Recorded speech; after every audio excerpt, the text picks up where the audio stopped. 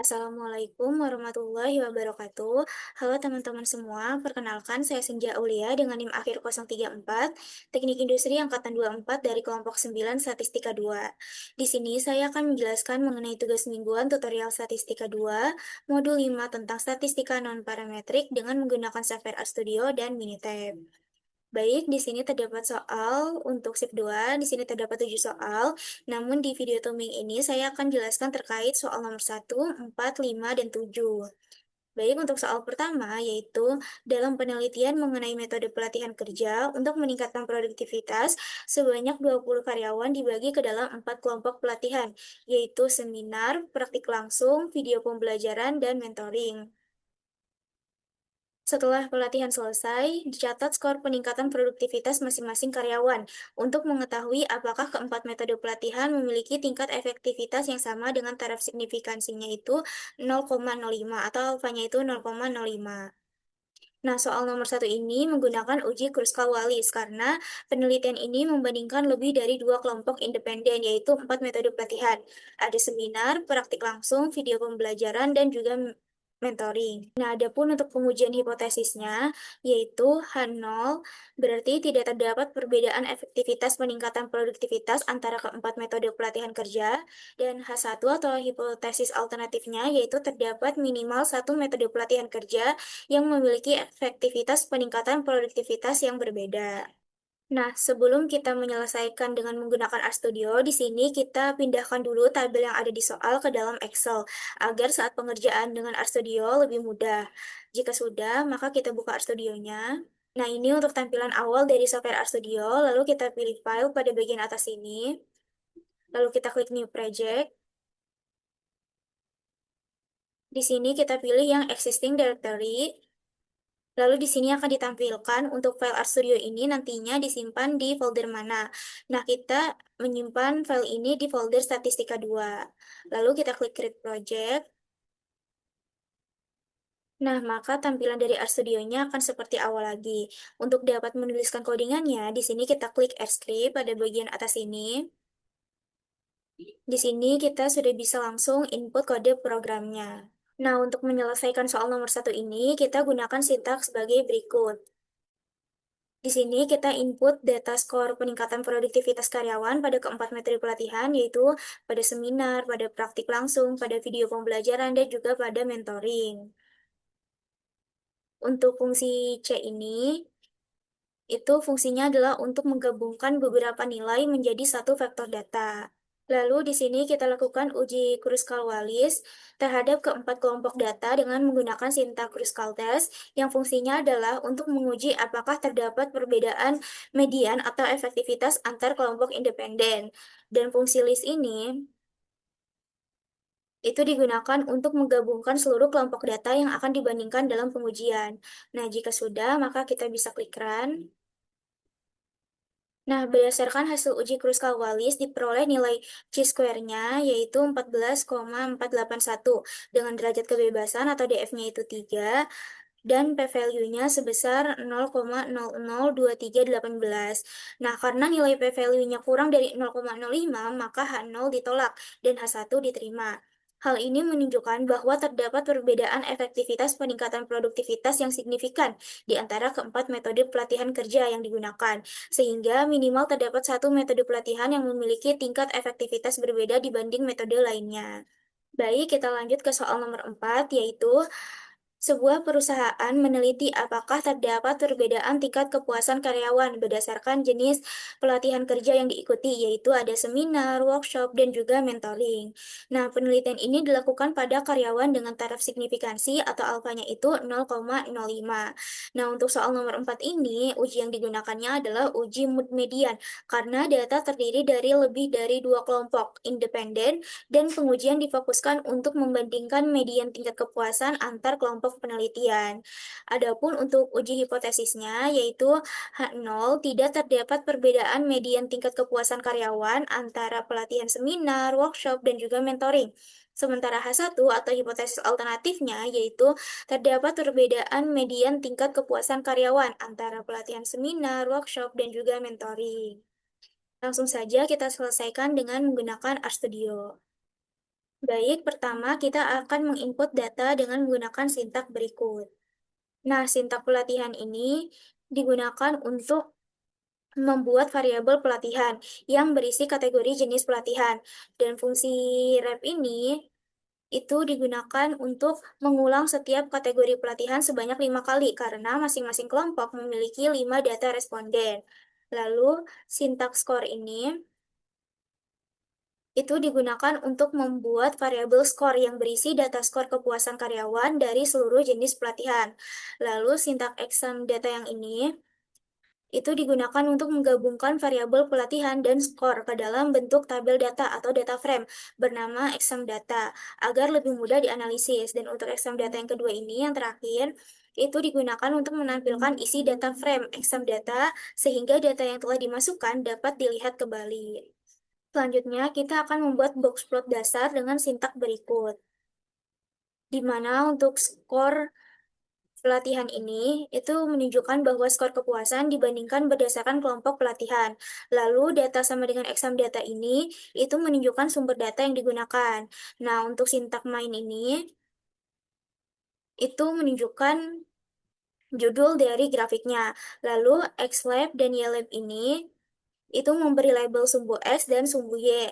Dan sintak call ini itu digunakan untuk memberi warna pada setiap box plot, yaitu ada warna sky blue, ada warna pink, dan juga ada warna purple.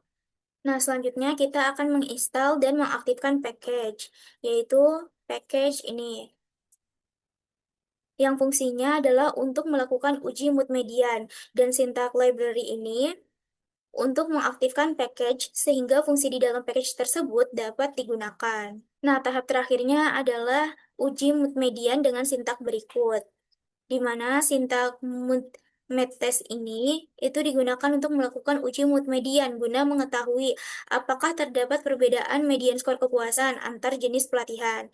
Nah, jika sudah, maka kita bisa klik Run.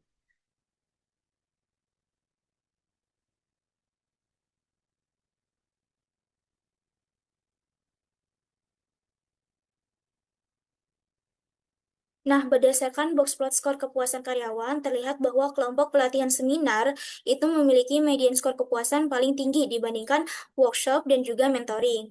Nah, kelompok mentoring memiliki median paling rendah, sedangkan workshop itu berada di antara keduanya. Penyebaran data pada masing-masing kelompok terlihat cukup berbeda, namun tidak terdapat titik yang berada di luar whisker box plot, sehingga dapat disimpulkan bahwa tidak terdapat outlier pada data.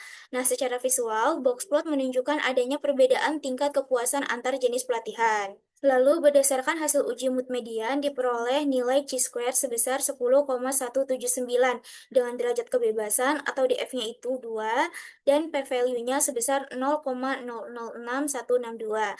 Nah, karena nilai p-value-nya kurang dari 0,05, maka H0 ditolak dan H1 diterima. Hal ini menunjukkan bahwa terdapat perbedaan median tingkat kepuasan karyawan yang signifikan antara pelatihan seminar, workshop, dan juga mentoring. Oke, kita lanjut ke soal nomor 5, yaitu sebuah perusahaan mengevaluasi tingkat produktivitas 10 karyawan setelah penerapan sistem kerja baru. Nah, pengukuran produktivitas ini dilakukan pada karyawan yang sama pada 3 waktu, yaitu sebelum sistem baru diterapkan, setelah 1 bulan, dan setelah 3 bulan, dengan taraf signifikansinya atau alfanya itu 0,05.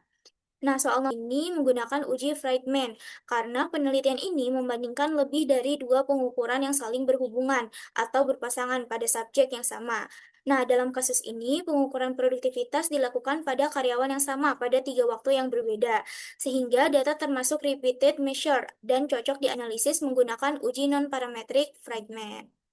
Adapun untuk uji hipotesisnya, yaitu H0 berarti tidak terdapat perbedaan tingkat produktivitas karyawan yang signifikan antara sebelum sistem diterapkan, setelah 1 bulan, dan setelah 3 bulan. Sementara untuk hipotesis alternatifnya atau H1-nya itu, terdapat perbedaan tingkat produktivitas karyawan yang signifikan antara sebelum sistem diterapkan, setelah 1 bulan, dan setelah 3 bulan.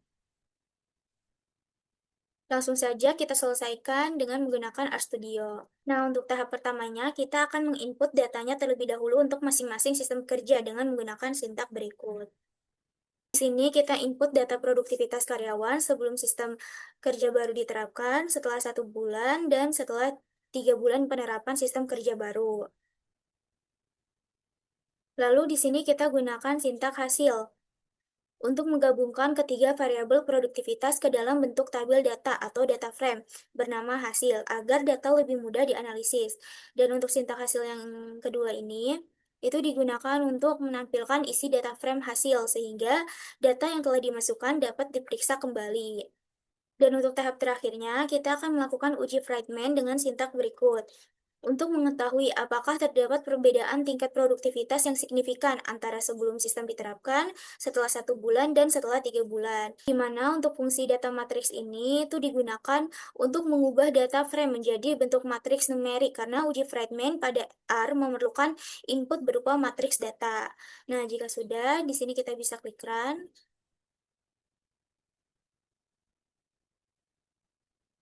Nah, berdasarkan hasil uji Friedman diperoleh nilai chi-square sebesar 20 dengan derajat kebebasan atau DF-nya itu 2 dan p-value-nya sebesar 4,54 dikali 10 pangkat minus 5 atau 0,000454. Nah, karena nilai p-value-nya kurang dari 0,05, maka H0 ditolak dan H1 diterima. Hal ini menunjukkan bahwa terdapat perbedaan tingkat produktivitas karyawan yang signifikan antara sebelum sistem kerja baru diterapkan, setelah 1 bulan, dan setelah 3 bulan. Hasil ini mengindikasikan bahwa penerapan sistem kerja baru memberikan pengaruh terhadap peningkatan produktivitas karyawan. Baik, kita lanjut ke soal nomor 7, yaitu suatu penelitian dilakukan untuk mengetahui apakah terdapat perbedaan proporsi tingkat motivasi belajar siswa SMA berdasarkan jenis pekerjaan orang tua, yaitu ada pegawai negeri, wira swasta, dan juga petani. Nah, tingkat motivasi belajar ini dikategorikan menjadi tinggi, sedang, dan juga rendah. Dengan tingkat kepercayaannya itu 95% atau alfanya ini 0,05. Nah, soal nomor 7 ini menggunakan uji chi-square karena data berbentuk kategori atau frekuensi dan bertujuan untuk mengetahui ada atau tidaknya hubungan atau perbedaan proporsi antara jenis pekerjaan orang tua dan tingkat motivasi belajar siswa. Adapun untuk uji hipotesisnya yaitu H0 berarti P1 sama dengan P2 sama dengan P3 yang berarti tidak terdapat perbedaan proporsi tingkat motivasi belajar siswa antara siswa dengan orang tua pegawai negeri, wira swasta, dan juga petani. Sementara hipotesis alternatifnya atau H1-nya itu terdapat perbedaan proporsi tingkat motivasi belajar siswa yang berbeda antara siswa dengan orang tua pegawai negeri, wira swasta, dan juga petani. Baik, langsung saja kita selesaikan dengan menggunakan RStudio. Untuk tahap pertama, kita akan menginput datanya terlebih dahulu dengan menggunakan sintak berikut. Nah, untuk TM ini itu artinya tingkat motivasi, jadi kita singkat menjadi TM. Lalu di sini kita gunakan sintak matriks untuk membuat data dalam bentuk matriks. Lalu nilai di dalam C ini merupakan data frekuensi tingkat motivasi belajar siswa berdasarkan pekerjaan orang tua. Lalu sintak nrow sama dengan 3 ini menunjukkan bahwa matriks memiliki 3 baris yang mewakili kategori pekerjaan orang tua, yaitu ada pegawai negeri, wira swasta, dan juga petani. Dan sintak dimnams ini digunakan untuk memberi nama pada baris dan kolom matriks, di mana untuk baris menunjukkan jenis pekerjaan orang tua, dan kolom menunjukkan kategori tingkat motivasi belajar siswa, yaitu tinggi, sedang, dan juga rendah. Lalu kita gunakan sintak TM yang ini untuk menampilkan isi dari matriks TM, sehingga data dapat dilihat kembali. Selanjutnya, di sini kita gunakan sintak hasil untuk melakukan uji chi-square terhadap matriks TM, dan fungsi chi-test ini digunakan untuk mengetahui apakah terdapat perbedaan proporsi atau hubungan yang signifikan antara pekerjaan orang tua dan tingkat motivasi belajar siswa. Yang terakhir adalah sintak hasil ini yang fungsinya adalah untuk menampilkan hasil uji chi-square yang telah dilakukan seperti nilai chi-square, derajat kebebasan atau DF, dan p-value-nya untuk pengambilan keputusan hipotesis. Nah, jika sudah, maka kita klik Run. Nah, berdasarkan hasil uji chi-square diperoleh nilai chi-square sebesar 7,8198 dengan derajat kebebasan atau DF-nya itu 4 dan p-value-nya sebesar 0,09841. Karena nilai p-value-nya ini lebih besar dari 0,05, maka H0 diterima dan H1 ditolak. Hal ini menunjukkan bahwa tidak terdapat perbedaan proporsi tingkat motivasi belajar siswa yang signifikan berdasarkan jenis pekerjaan orang tua. Dengan demikian, jenis pekerjaan orang tua tidak berpengaruh secara signifikan terhadap tingkat motivasi belajar siswa SMA pada penelitian ini. Nah, selanjutnya kita akan membahas terkait ketujuh soal statistika non-parametrik ini dengan menggunakan software Minitab. Nah, untuk soal nomor satu ini terkait uji Kruskal-Wallis diperoleh nilai H sebesar 14,48 dengan DF-nya itu 3 dan p-value-nya sebesar 0,002. Karena p-value-nya kurang dari 0,05, maka H0 ditolak, sehingga terdapat perbedaan efektivitas peningkatan produktivitas yang signifikan antara metode pelatihan. Nah, berdasarkan nilai median dan mean rank-nya, metode praktik langsung memiliki efektivitas paling tinggi dibanding metode lainnya. Sebaliknya, metode satu atau seminar itu memiliki mean rank terendah sehingga menunjukkan efektivitas yang lebih rendah dibandingkan metode lainnya. Nah, kita lanjut ke soal nomor 2 terkait run test, diperoleh jumlah run yang diamati sebanyak 10 dengan expected run-nya sebesar 8 dan p-value-nya sebesar 0,266. Nah, karena nilai p-value-nya ini lebih besar dari 0,05, maka H0 diterima dan H1 ditolak. Hal ini menunjukkan bahwa urutan penggunaan lift oleh karyawan pria dan wanita bersifat acak atau tidak terdapat pola tertentu dalam urutan penggunaan lift tersebut. Baik, kita lanjut ke soal nomor 3 terkait uji Mann-Whitney, diperoleh median kemampuan komunikasi mahasiswa yang mengikuti organisasi sebesar 84. Sedangkan mahasiswa yang tidak mengikuti organisasi sebesar 74,5. Selisih median kedua kelompok ini adalah kurang lebih sebesar 9 dengan interval kepercayaan 95% sebesar 7,12. Hasil pengujian menunjukkan nilai W sebesar 154 dan p-value-nya sebesar 0,000. Nah, karena p-value-nya kurang dari 0,05, maka H0 ditolak sehingga terdapat perbedaan kemampuan komunikasi yang signifikan antara mahasiswa yang mengikuti organisasi dan yang tidak mengikuti organisasi. Baik, kita lanjut ke soal nomor 4 terkait uji mood median diperoleh nilai p-value-nya sebesar 0,006 yang dimana nilai ini lebih kecil dari 0,05 sehingga H0 ditolak dan dapat disimpulkan bahwa terdapat perbedaan median skor kepuasan yang signifikan antar jenis pelatihan. Median kepuasan tertinggi terdapat pada pelatihan 1 yaitu sebesar 41, diikuti pelatihan 2 sebesar 35 dan pelatihan 3 sebesar 30.